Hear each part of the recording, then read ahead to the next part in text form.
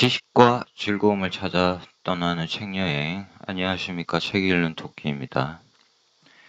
무더운 여름입니다. 책 읽는 토끼도 잠깐 휴가를 갔다 왔습니다. 일주일간.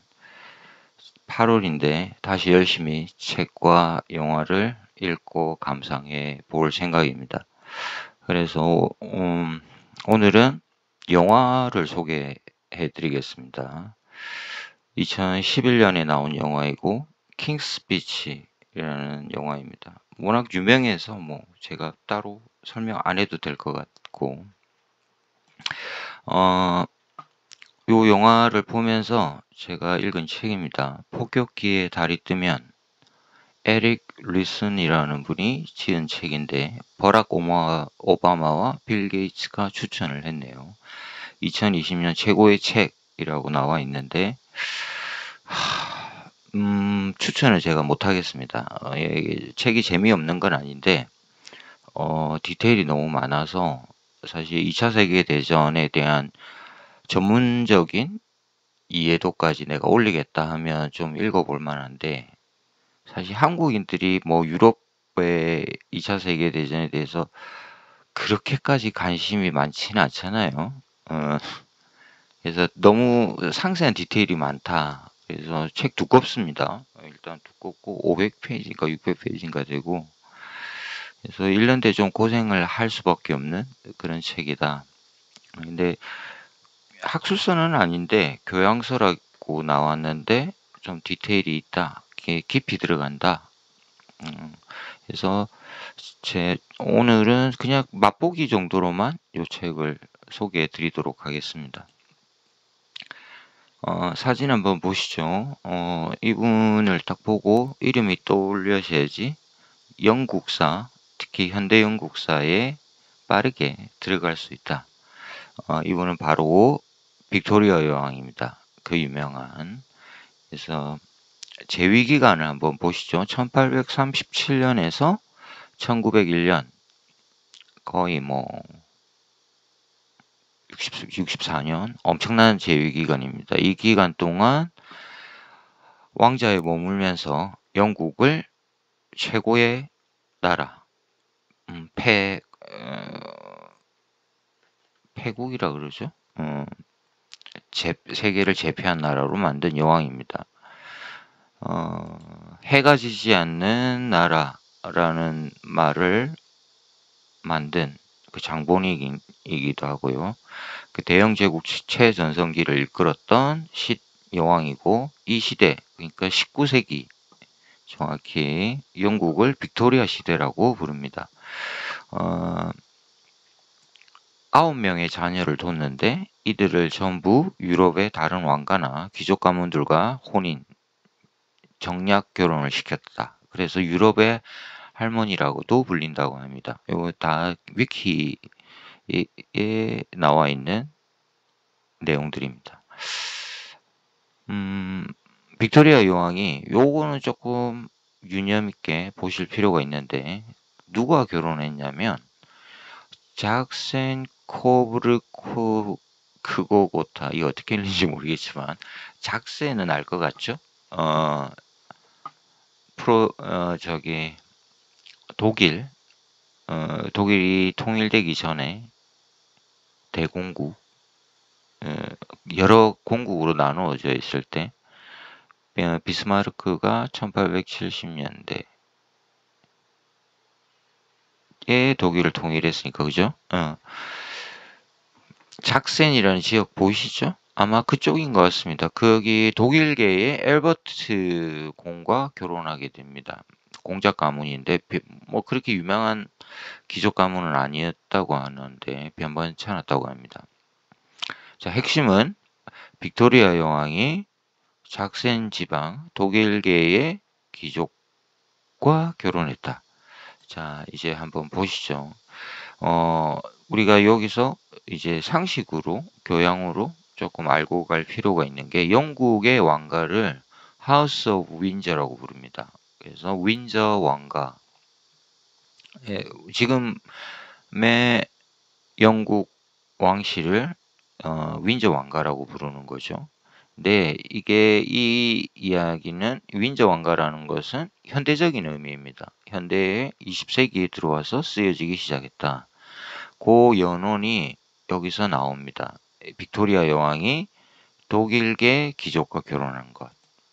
왜냐하면 자, 1차 세계대전이 1914년에 발발합니다. 19년에 끝나고. 자, 1차 세계대전 동안 독일이 일으켰죠, 그죠? 정확히는 오스트리아 헝가리 이 제국으로부터 그 보스니아의 황태자 부부가 살해되면서 시작되었지만 유럽에서의 전쟁의 중심에는 독일이 있습니다. 독일이 참전하면서 이게 세계대전으로 가게 되는 거죠. 자, 영국에서는 당연히 반독일 감정이 무르익죠. 그런데 우리 왕이 정확히는 할머니가 빅토리아 여왕인 왕, 그러니까 그 할아버지가 독일계다? 이게 이제 문제가 됐던 거죠.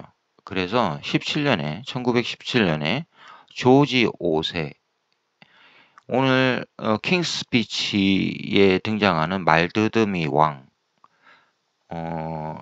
아버지입니다. 이 조지 5세가 윈저라고 이름을 바꿔버립니다. 자기 이름을.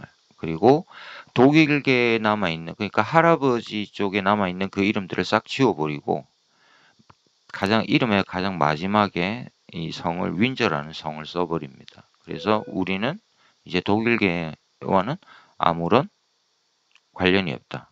우리 왕가는 윈저 왕가다. 이렇게 새롭게 제정을 했다. 윈저라는 명칭은 영국 왕족과 긴 연고를 가진 윈저타운과 윈저성에서 유래했다고 합니다. 그래서 이제 빅토리아 여왕의 후예들은 전부 윈저 왕가의 일원이 된다.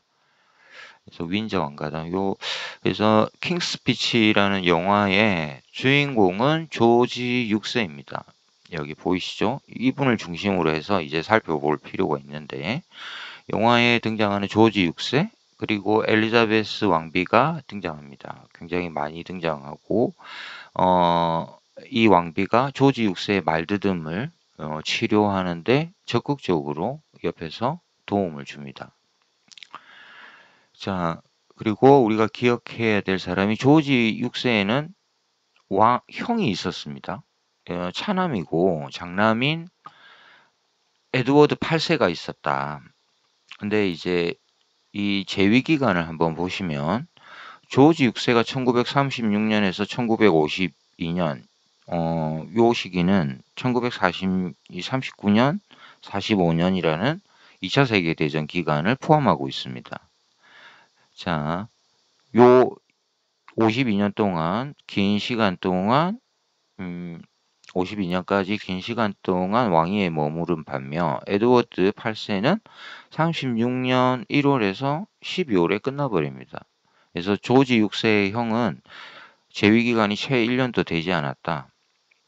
자, 그래서 다시 이번에는 저 위쪽으로 이렇게 해서 이 왕가의 족보를 한번 보시죠. 빅토리아 여왕이 있고 알버트 공 말씀드렸고 거기에서 난 에드워드 7세가 왕위에 머물렀습니다. 그리고 여기에서 난 또 차남이네요. 조지 5세와 메리 왕비. 이 조지 5세가 이 조지 6세의 아버지입니다. 그래서 영화에 조지 5세는 등장합니다. 그래서 우리가 영화를 볼 때 이제 조지 6세 주인공 왕 형이었던 에드워드 8세 그리고 아버지 조지 5세 이렇게 보게 됩니다. 이들이 전부 이 빅토리아 여왕의 자손들이다. 그리고 흥미로운 건 조지 6세와 엘리자베스 왕비 사이에 난 두 공주가 있습니다. 그 중에 장녀가 우리가 너무 잘 알고 있는 할머니 여왕 엘리자베스 2세입니다. 기억나시죠? 22년에 돌아가셨고 마거릿 공주 있고 그리고 이 사이에서 난 찰스 3세가 지금 현재의 국왕이다. 영국 국왕. 이 정도 하면 대충 이제 이해하셨을 것 같고 조지 6세의 오늘 주인공의 아버지 조지 5세를 잠깐 살펴보겠습니다. 1865년에 태어났고 36년에 돌아가셨다. 이름은 조지 프레드릭 어니스트 엘버트 윈저라고 되어 있습니다. 제가 윈저 왕가에 말씀드린 이유가 여기 있습니다. 이제 조지 프레드릭 어니스트 알버트, 요 알버트만 나오면 이제 그 할아버지 그 성이 있는 거죠. 거기에 이제 윈저를 붙였다. 독일의 흔적을 지우기 위해서 그런 의미인 것 같습니다. 자, 이분은 이제 시기를 한번 보셔야 되는데 1901년까지 이제 그 빅토리아 여왕이 재위했었고 그 이후에 10년 동안 아버지인 조지 7세였나요? 이게 아버지가 있습니다. 한 10년 머물렀고 이 조지 5세가 들어와서 이제 왕위를 하게 되는데 이때가 이제 1차 세계대전 때입니다. 1차 세계대전. 그리고 이제 2차 세계대전으로 진입해 가는 과정. 36년에 돌아가시고 재위를 끝내게 되니까 기억하시고 20세기 초죠. 그러니까 이때 무슨 일들이 일어났나 요걸 조금 보셔야 되는데 제국주의가 기본이죠. 19세기 말부터 20세기 초는 뭐 그건 따로 설명 안 드려도 될 것 같고 흥미로운 정치적 변동 사항은 이 시기에 공산주의가 아주 급격하게 이제 세계 무대에 등장했다. 급기야 러시아는 프롤레타리아를 기본으로 한 공산당이 정권을 잡게 됩니다. 이를 일컬어서 우리는 러시아 혁명이라고 그러죠. 1917년입니다. 그래서 1914년, 19년이 1차 세계대전인데 1차 세계대전 터진 사이 중간에 러시아 혁명이 일어났다. 자, 그리고 공산주의와 더불어서 파시즘은 우리가 이탈리아 무솔리니를 딱 떠올리게 되죠. 역시 히틀러도 파시즘의 일부죠. 그죠? 파시즘이 좀 더 큰 개념이고 나치즘은 이 파시즘 속에 들어간다. 동시에 영국 중심에서는 여러 아일랜드의 공화국 운동, 독립운동 그리고 인도, 저 멀리 인도를 식민지화한 건 상당히 오래됐죠. 근데 이제 인도도 20세기 들어와서 이제 독립운동이 하고 그래서 정치적인 문제들이 아주 많았다라는 것. 이 상황 속에 조지 5세가 있었다. 영국 내정을 한번 살펴보면 24년에 최초로 노동당이 영국 내각에 권력을 쥐게 됩니다. 다수당이 되는 거죠. 이런 것들도 아주 큰 변화. 뭐 보수당, 토리당에 맞선 이제 새로운 정치 세력이 부각되었다. 이런 일들이 조지 5세의 사이에 일어난 역사적 사건들. 그리고 36년에 이제 조지 5세가 죽게 되는데 당연히 장남인 에드워드 8세가 이제 왕좌에 오르게 됩니다. 1936년. 근데 오래 못했다 그랬죠? 이유가 뭐냐면 대단히 이게 이제 이 왕실이나 황실에서 일어난 스캔들 중에 아주 유명한 스캔들이라고 합니다. 여자 때문이었다고 합니다. 왕위를 스스로 내던졌다. 왕위를 내던지고 동생한테 주고 자신은 자유인이 되었다. 이유가 미국 출신, 볼티모어 출신이라고 합니다. 월리스 워필드 심슨. 그래서 영화에서 심슨 부인이라고 등장합니다. 그래서 유부녀였는데 사귀고 있었고 나중에는 이혼하고 이 에드워드 8세와 결혼하려고 했던 거죠. 근데 영국 왕실은 이혼녀와의 결혼을 금지한다. 결혼이 안 됩니다. 그래서 결국 나는 사랑하는 사람 심슨 부인과 결혼하겠다. 차라리 왕을 안 하고 말지. 이렇게 된 사건입니다. 이해하셨을 것 같고, 그래서 왕위를 조지 6세한테 물려줬습니다. 이 조지 6세가 오늘 킹스 스피치의 주인공 왕입니다. 이분은 특이한 지점이 2차 세계대전 당시에 적국이죠. 적국인 나치 독일을 지지했다고 합니다. 그래서 이런 지점도 우리가 좀 볼 필요가 있는 게, 빅토리아 여왕을 제가 설명드린 이유가 그 할아버지가 그 남편이 빅토리아 여왕의 남편이 알버트 공이 독일계라고 그랬죠. 그러니까 왕실이 이렇게 엮여 있었다. 아마도 이런 이유로 나치 독일 지지를 하지 않았을까? 자, 사진에 보이시는 분이 에드워드 8세이고 심슨 부인입니다. 누굴 꼭 닮은 것 같죠? 자, 조지 6세 한번 보시죠. 에드워드 8세 형의 동생입니다. 오늘 주인공 킹스 스피치의 말더듬이. 자, 요 설명이 대단히 재밌습니다. 요 설명을 보면 딱 정확히 영화에 등장하는 조지 6세를 굉장히 잘 묘사하고 있다. 그는 여러 지병을 앓았는데 특히 어렸을 적 유모의 방치로 위험 때문에 자주 고생했으며 말을 더듬었다. 지병이 위험이 있었다. 그리고 말을 더듬었다. 알버트는 병약했고 쉽게 겁을 먹으며 잘 울었다 라고 표현했다.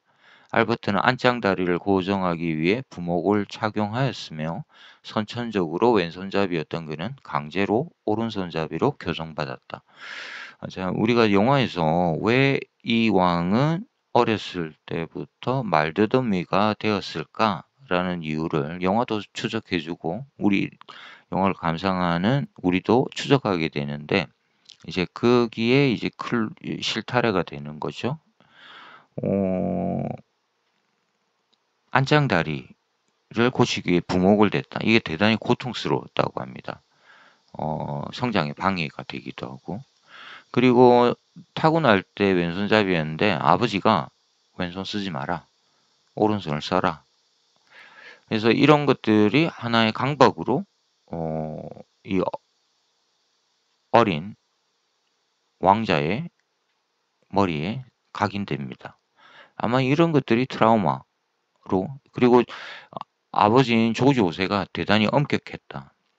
왕들이 뭐 교육에서, 자녀들 교육에서 엄격한 건 뭐 다 유명하더군요. 특히 영국 왕실은. 이런 것 때문에 이제 이 이야기, 위험과 말더듬, 안짱다리, 왼손잡이, 이런 내용들이 영화에 아주 잘 묘사되어 있다. 그래서 살펴보시면 좋을 것 같고, 1936년 즉위해서 52년에 이제 사망하게 됩니다. 사망하면서 즉위를 딸인 엘리자베스 여왕에게 물려주죠.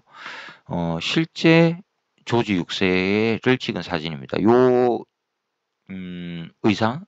옷을 입은 모습에 콜린 퍼스, 조지 6세로 분한 이 배우의 모습도 볼 수 있습니다. 그렇게 보면 지금의 왕, 찰스 왕, 이런 느낌들이 딱 보이죠. 그죠? 아버지. 그죠? 아니구나. 찰스 왕한테는 할아버지. 콜린 퍼스도 배우 연기가 굉장히 좋았습니다. 그래서 이 영화로 아카데미 주연상을 받았을 겁니다, 아마. 자, 다시 조지 6세가 즉위했을 때 유럽의 모습을 한번 보겠습니다.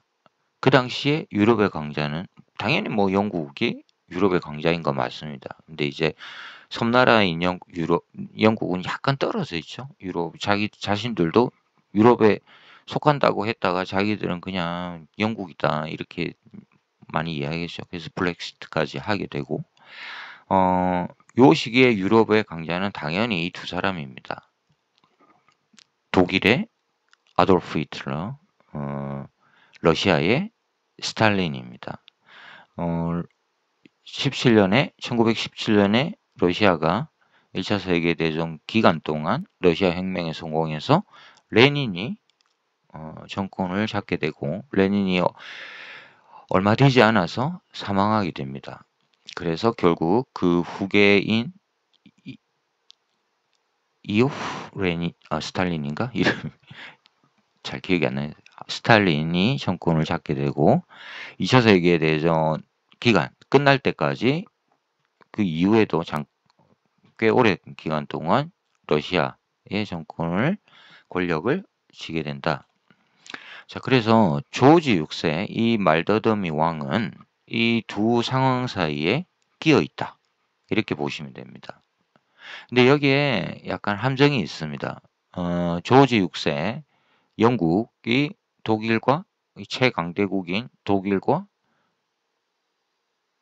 소련 사이에 끼어 있다.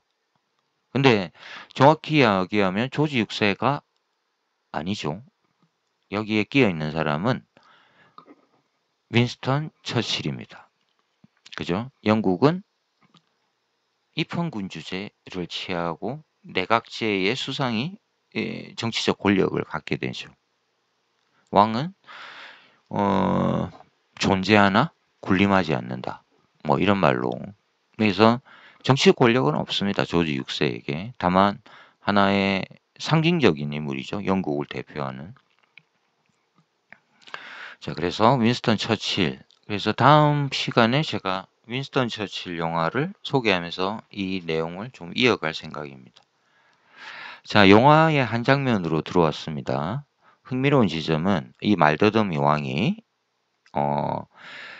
이류 연극 배우 출신의 이 말더더미 치료사를 만나서 생기는 에피소드를 영화에서 그리고 있는데 이 모습은 지금 사진 속의 모습은 첫 만남입니다. 이 두 사람 치료사와 왕의.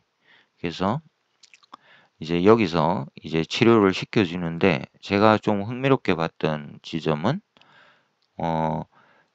이 치료사가 책을 읽으라고 그럽니다.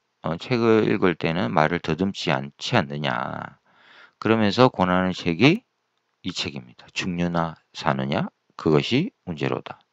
이거 뭐 제가 이야기 안 해도 되죠? 예, 셰익스피어의 햄릿입니다.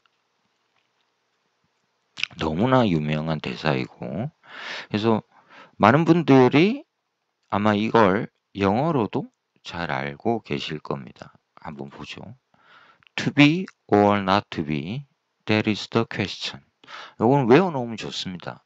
워낙 여러 군데서 나오고 영국 영화도 그렇고 미국 영화도 그렇고 영어권 영화에서 보면 이 대사가 참 많이 등장합니다. 그리고 우리도 너무나 잘 알고 있는 대사이고 To be or not to be, that is the question. 뒤쪽도 흥미로운데 너무 어려우니까 한글로 보죠. 죽느냐 사느냐 그것이 문제로다. 가혹한 운명의 화살이 꽂힌 고통을 죽는 듯 참는 것이 과연 장한 일인가. 자, 이런 대사들을 이제 이 말더듬 치료를 하면서 이 조지 6세 알버트가 이때는 왕이 아니었습니다. 아직은 읊게 된다. 자, 그리고 또 하나 그 햄릿의 너무너무 유명한 대사를 하나 또 가져왔습니다. 그래서 To be or not to be, that is the question. 이건 너무 많은 사람들이 알고 있고 그래서 오늘 제가 알려드릴 또 다른 대사, 굉장히 유명한 대사 쉽죠? To die, to sleep no more. 무슨 뜻일까요? 네, 투부정사가 쓰였는데 자 보십시오. 죽는 것은 그저 잠드는 것일 뿐. To die, 죽는 것은 to sleep, 잠드는 것. no more, 그 이상도 아니다. 굉장히 멋지지 않습니까? 위에 거 보시면 요 밑에 대사 굉장히 멋지다는 거 들어옵니다. 아니면 두 손으로 거친 파도처럼 밀려드는 재앙과 싸워 물리치는 것이 옳은 일인가? 죽는 것은 그저 잠드는 것일 뿐. 그뿐이 아니던가. 잠들면 우리 마음의 고통과 육체. 이런 멋진 햄릿의 대사를 조지 6세가 말다듬 치료를 하면서 읽게 된다. 자, 그래서 요 부분 to die to sleep no more 알려드렸습니다. 요 윗부분은 확실히 이 영국 영화들을 잘 만든다는 게 이 내용을 영화 전반부에 나오는 대사인데 햄릿 대사를 이렇게 가져오면서 앞으로 일어날 일들, 거친 파도처럼 밀려드는 재앙 뭐겠습니까? 2차 세계대전이죠. 그래서 지금 사진 속에 있는 왕이 바로 조지 6세입니다. 이 조지 6세가 왜 유명하냐면 2차 세계대전을 이끈 왕입니다. 그래서 영국인들로부터 굉장히 깊은 존경과 사랑을 받는다. 왜? 영국이 승전했잖아요. 그럼 미국의 도움이긴 하지만 결과가 좋았기 때문에 이 조지 6세는 영국인들에게 이 엘리자베스 여왕의 아버지 이 조지 6세는 영웅으로 기억되고 있다. 자, 그래서 킹스 스피치 영화를 너무너무 재밌는 영화에서 뭐 흥미롭게 볼 수 있습니다. 자, 그리고 이 영화에 이어서 제가 다음 주나 다다음 주에 할 영화가 다키스트 아워입니다. 윈스턴 처칠에 대한 이야기. 두 사람이 이 조지 6세와 처칠이 만나는 장면이 킹스 스피치에도 등장하고 또 다키스트 아워에서도 등장한다. 흥미롭습니다. 이 부분을 이어서 연강하도록 하겠습니다. 자, 그리고 오늘은 이제 이 이야기를 하면서 제가 조금 시사적인 내용을 하나 소개해 드리려고 합니다. 신문 기사에서 따온 내용입니다. 헤드라인. 아나운서 출신 배현진의 소정의 절차, 문해력, 난감. 그래서 사진을 보시면 청문회 과정에서 문화체육부 장관에 오른 후보자인데 딸이 네이버 쪽에 취업을 했나 봐요. 좋은 직장에. 근데 이제 이 이야기를 하면서 우리 딸은 소정의 절차를 거쳐서 그 회사에 취업을 했다. 그런데 이 청문회에서 이제 질문을 하는 국민의힘 의원 배현진 의원이 질문을 합니다. 소정의 절차라니요. 이러면서 이 소정의 절차라는 말도 우습지만 어떻게 이런 식으로 무책임한 답을 하느냐. 그래서 이게 무슨 소리지 하면서 이 후보자가 소정의 절차는 이런 약소한 간략한 절차를 거쳤다라는 게 아니라 정해진 바에 의한 절차를 거쳤다. 그런 이야기를 하게 됩니다. 여기에 이제 소정이라는 게 나오는데 이 말이 약간 어렵습니다. 잘 보십시오. 한문으로 바소자에 정해진 정자입니다. 정할 정. 그래서 정한 바대로 네이버라는 회사에서 이 취업 과정에서 정해진 바대로 절차를 밟았다. 이야기를 했는데 이 배현진 장관은 못 알아들은 거죠. 이 소정의 절차라는 말을. 약소한 간략한 절차를 걸친 거 아니야? 자, 이러면서 이제 문해력에 대한 이야기가 나오게 됩니다. 그래서 제가 오늘 이 시사점을 가져온 건 정치적인 내용이 아니고 책 읽는 사람으로서 이 문해력이라는 것을 좀 생각하게 되었다. 그래서 자, 이 과정에서 지금 누가 잘못을 했나 이걸 이제 많은 사람들이 이야기를 하게 됩니다.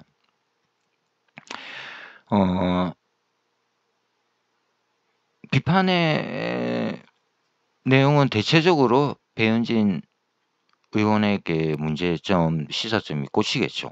왜냐? 그것도 그 말도 못 알아들어? 그리고 게다가 당신은 아나운서 출신 아니야? 그 정도도 못 알아들었단 말이야? 이런 내용인데, 자, 제가 여기서 한번 생각해 볼 지점은 소정이라는 말을 이제 많이 안 쓴다라는 거죠. 자, 요걸 가지고 이야기를 조금 해보겠습니다. 다른 내용인데, 문해력에 대한 이야기. 어떤 한 카페 사장이 예약을 뭐 못하게 되어서 이거를 사과의 말씀을 올린 것 같습니다. 뭐 정확하게 모르겠는데 아무튼 자, 심심한 사과의 말씀을 드린다 라고 했습니다. 심심한 사과. 이 말이 오해를 일으킵니다. 어떤 오해? 한번 보시죠. 댓글창. 심심한 사과? 이것 때문에 더 화나는데 꼭 심심한이라고 적어야 했나? 아 다르고 다른데 심심한 사과의 말씀이라니 제대로 된 사과도 아니고 무슨 심심한 사과? 등의 댓글을 남겼다. 저 이 세 문장의 이 댓글들은 이 심심한 사과를 못 알아들은 거죠. 자, 보십시오. 심심하다. 매우 심자, 깊을 심자. 매우 깊이 사과를 드린다. 이 뜻을 오늘 나 너무 심심해. 보링의 뜻으로 해석했다라는 겁니다. 많이 어떻게 보면 웃을 수도 있고 조금 헛웃음이 나오기도 하고 뭐 그런 이야기일 수 있는데 제가 아주 흥미로운 에피소드를 들은 게 있는데 우리나라 국문학자 근대문학의 최초의 근대시를 쓴 분이 최남선이라는 분이 있습니다. 최남선 해외에서 소년으로 뭐 이런 작품들 이분이 책을 냈을 때 이 최남선 선생보다 한 세대 높은 어르신들 그러니까 유학자들이죠.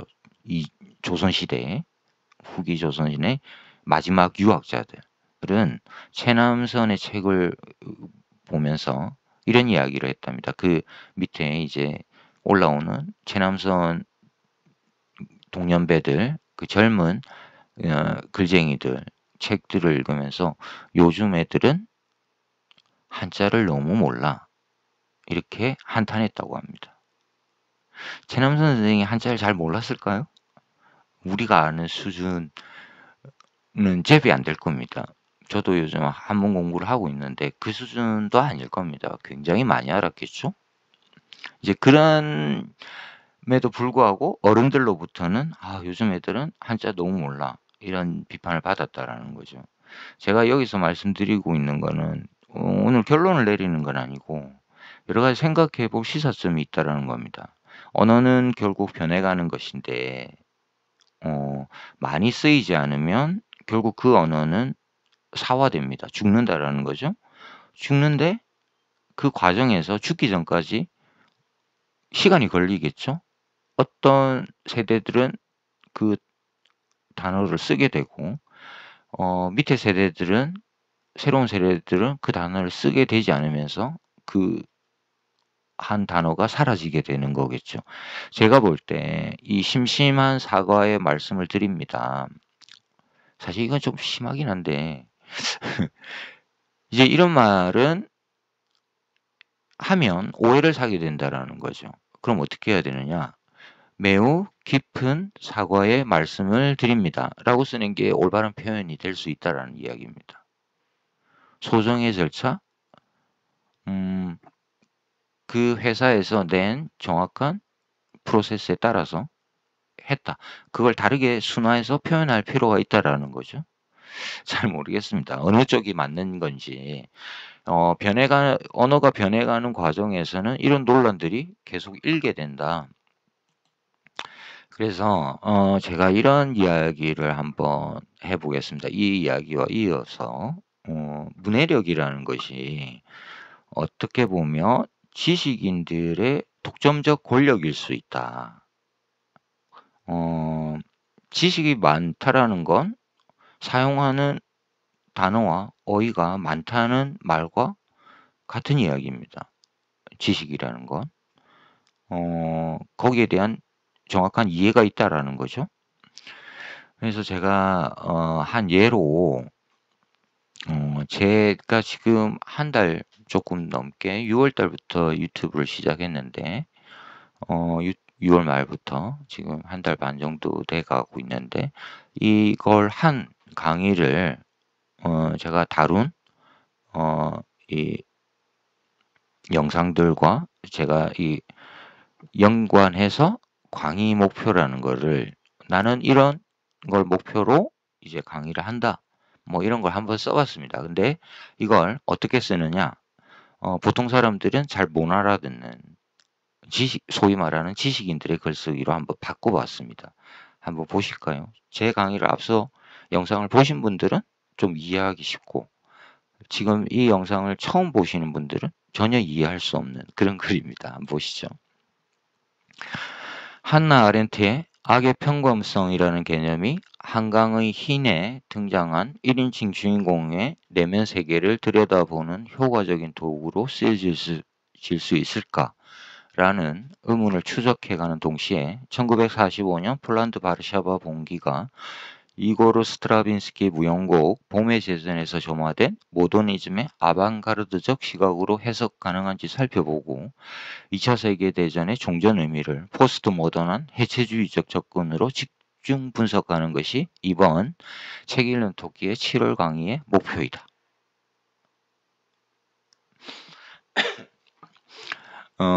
제가 설명하지 않겠습니다.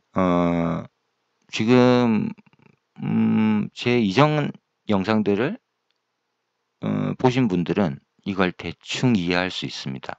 왜냐하면 제가 한나 아렌트의 악의 평범성, 한강의 흰, 그리고 폴란드 바르샤바 봉기, 스트라빈스키의 무용곡, 봄의 제전 이런 것들을 설명하면서 모더니즘과 포스트 모더니즘, 해체주의 이런 것들 설명을 했습니다. 이야기를 했던 거죠. 그러니까 그걸 들으면 이건 이해가 됩니다. 뭐 그런데 내가 이런 강의를 할 거다, 이런 목표를 가지고 있다고 하면서 이거를 아무런 자료들을 제시하지 않은 상태에서 이 문장을 써버리면 어떤 생각이 들겠습니까? 이런 문장을 보면 엄청 잘난 척하는데 뭐야 이거 이렇게 되는 겁니다. 그래서 제가 생각할 때는 이런 글쓰기는 굉장히 좋지 않은 글쓰기다. 나쁜 글쓰기다라는 겁니다. 무슨 말인지 이해하시겠죠? 대뜸 이렇게 써버리면 안 된다. 그런데 꼭 필요한 부분이 있습니다. 이렇게 자신들만이 공유하는 단어들과 어휘들, 개념들을 가지고 전문적인 글을 쓸 필요도 있죠. 당연히 지식인들이라면. 그 예로 제가 가져온 게 마르틴 하이데거의 존재와 시간입니다. 실존주의 철학의 그리고 독일 형이상학을 완성했다라는 형이상학의 왕이라고 불리우는 하이데거가 쓴 존재와 시간. 심지어 장폴 사르트르마저도 이 책에 너무나 깊은 감명을 받아서 자신도 존재와 무라는 실존주의 철학서를 쓰게 됩니다. 제가 이 책을 읽었냐? 안 읽었습니다. 집에 책이 있고 읽으려고 할 때마다 잠이 너무 와서 그런 책입니다. 계속 실패하게 되는 책. 근데 이유가 뭐냐? 지금 여기서 보여지는 자신들, 어느 소수 그룹들만이 이해할 수 있는 단어들과 어휘들과 이 문장들을, 개념들을 쓰고 있다.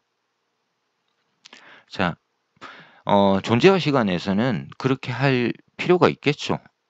전문적인 학술서이고 철학서입니다. 근데 제가 이런 교양, 보통의 문장을 쓰면서 이런 문장을 쓰는 건 그렇게 좋지 않다. 제 개인적인 생각입니다. 뭐 전문적인 내용을 쓸 수도 있지, 할 수도 있고. 자, 그래서 여기까지 제가 이 청문회 배현진 아나운서 출신의 그 의원 소정의 절차, 심심한 사과 이런 이야기를 하면서 언어에 대해서 한번 생각을 해봤습니다. 언어라는 게 도대체 뭘까?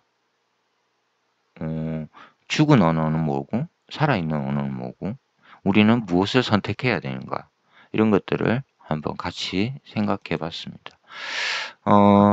예고를 한번 해보겠습니다. 이번 8월에서 9월 사이로 이어지는 시기에 제가 영화와 책을 연결해서 영상을 소개할 건데 첫 번째는 베니스에서의 죽음이라는 토마스 만의 단편 소설입니다. 영화 1960년대에 나온 영화인데 포스터는 굉장히 영화가 좋다 그럽니다.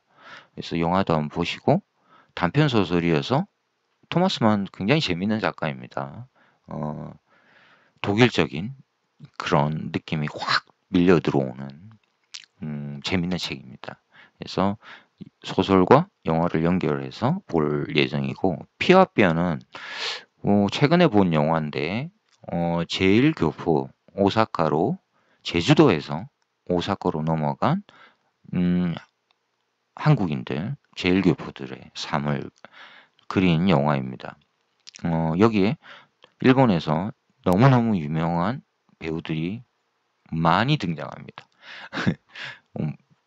왜 이유는 제가 나중에 한번 찾아볼 텐데 아무튼 깜짝 놀랐습니다. 이렇게 많은 일본 유명 배우들이 등장하나 했는데 영화도 흥미롭고 특히 제가 이 영화와 함께 제주도 4.3 이 이름이 안 붙었죠. 그냥 제주도 4.3이라 부릅니다. 항쟁, 뭐 봉기, 학살, 뭐 진압, 뭐 이름이 없습니다. 그냥 제주도 4.3 왜 그런가 이런 것들을 역사와 함께 이 피와 뼈를 추적할 생각입니다. 자, 그리고 다세계라는 물리학 교양서입니다. 멀티 유니버스. 뭐 제가 아직은 안 읽은 책이어서 뭐 설명은 잘 못하겠고 왜 이 책을 선택했냐? 영화 Everything Everywhere All at Once. 이건 뭐 너무 유명한 영화에서 양자경이 요 영화가 제가 조금 보다가 이해를 못했습니다. 이게 무슨 이야기야? 그래서 요걸 이 책을 읽으면 좀 이해되지 않을까? 이런 생각으로 다세계라는 책을 읽고 요 영화를 감상할 예정이다. 그리고 다음은 페터 한트케 긴 이별을 위한 짧은 편지라는 소설입니다. 장편인데 짧더라고요. 페터 한트케는 세잔의 산이라는 책을 제가 소개해 드렸는데 그 책을 읽으면서 깊은 감명을 받아서 이번에 소설을 읽을 생각입니다. 그리고 AI 넷플릭스 영화입니다. 나의 마더라는 영화 좋더라고요. 그래서 AI와 관련된 영화로 나의 마더를 소개해 드릴 예정이고 그리고 마지막으로 현대미술의 이단자들이라는 마틴 게이퍼드 제가 굉장히 좋아하는 미술평론가입니다. 호크니와 프로이드, 베이컨을 다루고 있는 현대미술 이분 굉장히 글이 재밌습니다. 추천드립니다. 저도 안 읽었는데 읽으면서 이제 소개해드릴 거고 미술평론을 읽은 김에 현대미술과 관련된 영화 벨벳 버즈소라는 영화를 볼 생각입니다. 이렇게 예고를 해드렸습니다. 8월과 9월 아마도 9월 사이에는 끝나지 않을까. 다 안 끝날 수도 있고 아니다. 이게 9, 10, 11 잘하면 11월까지도 갈 수 있습니다. 이렇게 어쨌든 예고를 드렸습니다.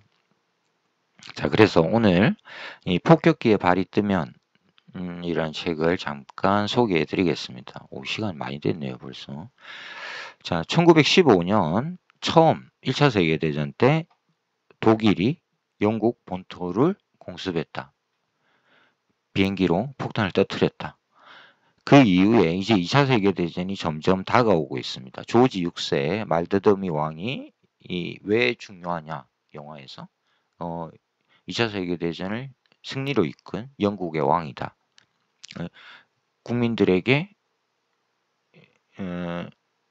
계속 연설을 하는 거죠. 이 힘을 잃지 말고 용기를 내자. 우리 이 전쟁에서 승리할 수 있다. 이런 연설, 스피치를 하게 된다. 그리고 이제 본토 40년, 조지 6세가 36년에 즉위하고 40년 5월 10일 독일의 폭격기들이 런던으로 날아와서 폭격을 하게 됩니다. 그날은 아주 화사한 봄날의 멋진 저녁에 발생했다. 이게 템즈강인가요? 런던을 가로지르는? 런던 브릿지라 그러나? 정확하게 몰라갖고. 자, 런던이 불타고 있는 모습을 볼 수 있습니다. 그 시기에 찍힌 사전이고. 그리고 요게 참 흥미로운데, 이 공습이 이루어졌을 때, 많은 사람들이 이 지하 방공호에 대피를 했다고 합니다. 이 장면을 보면, 이언 맥큐언의 어토먼트라는 영화의 마지막 장면이 떠오릅니다. 여자 주인공이 이 방공호에 숨어 있다가 방공호에 강물이 밀려들면서 숨지게 되는 그 마지막 장면이 떠오르게 되는. 이언 맥큐언의 어토먼트 곧 해야 되겠죠. 자, 1940년입니다. 40년의 요 상황 한번 보시죠. 조지 6세와 처칠의 이야기.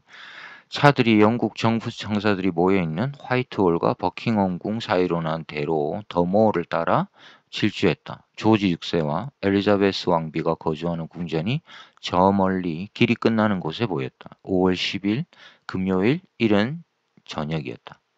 첫 번째 차 뒷좌석에는 영국 해군의 최고 관료인 해군 장군 윈스턴 처칠이 타고 있었다. 65세였다. 자, 기념비적인, 물론 그 전에도 만났습니다. 근데 이제 왜 기념비적이냐? 1940년에 마침내 해군 장관이었던 윈스턴 처칠이 수상으로서 올라가게 되고 첫 부름을 맡게 됩니다.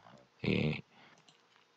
그래서 윈스턴 처칠이 사실은 2차 세계대전이 아니었으면 수상이 되지 못했겠죠. 성적도 많았고 약간 일 스타일이 그렇게 안정적인 스타일은 아니었다고 합니다. 그런데 이제 전쟁이 터지자 이 구원자가 필요했던 거죠.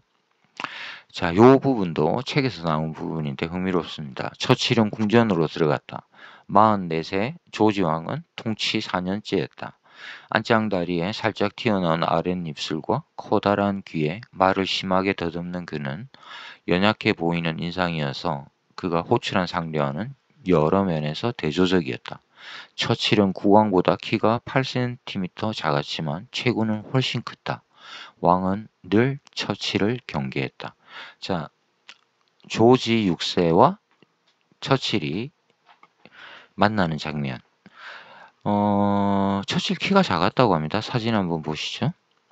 윈스턴 처칠이고 조지 6세입니다. 조지 6세가 175cm 정도 되었다고 합니다. 그러면 8cm 적으면 처칠은 170이 안 되는 거죠. 167? 그런데 덩치는 컸다. 자, 이 사진은 흥미롭습니다. 처칠이 수상이 되기 전에 선임 수상이 바로 이분입니다. 네빌 체인벌린, 브리티시 프라임 미니스터, 영국의 수상이죠. 이 두 사람. 그래서 네빌 체인벌린이 하고 있다가 독일이 이제 영국의 공습을 직접 본토를 때릴 위기 상황에 몰리자 윈스턴 처칠이 구원투수로 이제 수상에 즉위하게 됩니다. 이 두 사람은 잘 표현한 한 이야기가 있어서 소개해드리겠습니다. 만약 한 남자와 평생을 보내야 한다면 난 체인벌린을 선택하겠다. 하지만 폭풍에 난파당할 지경이 되면 당장 처칠에게 달려갈 것이다. 자, 체인벌린과 윈스턴 처칠이 이 성격이 어떤지, 어떤 스타일들인지 이 한 문장이 너무너무 잘 설명하고 있습니다. 흥미롭고 재미있고. 체인벌린은 그 시기를 오판했다고 합니다. 수상에 물러나기 전까지 계속해서 독일 히틀러와 평화를 이끌겠다. 히틀러는 전쟁을 일으키지 않을 거야. 그러면서 이렇게 이야기했답니다. I believe it is peace for our time. 나는 우리 시대가 평화로울 것을 믿어 마지 않는다. 완전히 오판한 거죠. 예, 이게 이제 38년에 시민들 앞에서 총리가 앉아서 한 이야기라고 합니다. 하지만 그 평화는 1년짜리 평화였다. 이듬해 9월 1일 1939년 9월 1일 히틀러가 폴란드를 침공, 제2차 세계대전이 터졌기 때문이다. 자, 오늘 이렇게 해서 시식과 즐거움을 찾아 떠나는 책여행, 최근에 도끼는 영화 킹스 스피치를 소개해 드렸습니다. 전반부, 후반부를 이어갈 거고 제가 지금 이 영상을 쭉 이어서 보시는 분들은 아마도 어느 정도 감을 좀 잡으셨을 텐데, 제가 집중해서 읽고 있는 부분이 1차 세계대전과 2차 세계대전입니다. 여기에 관련된 책과 영화들을 많이 소개해드리고 있다. 물론 간간히 다른 이야기도 하고 있지만, 자, 그렇게 해서 다음 시간에 킹스 스피치 후반부를 소개해드리겠습니다. 네, 시청해주셔서 감사합니다. 책 읽는 토끼였습니다.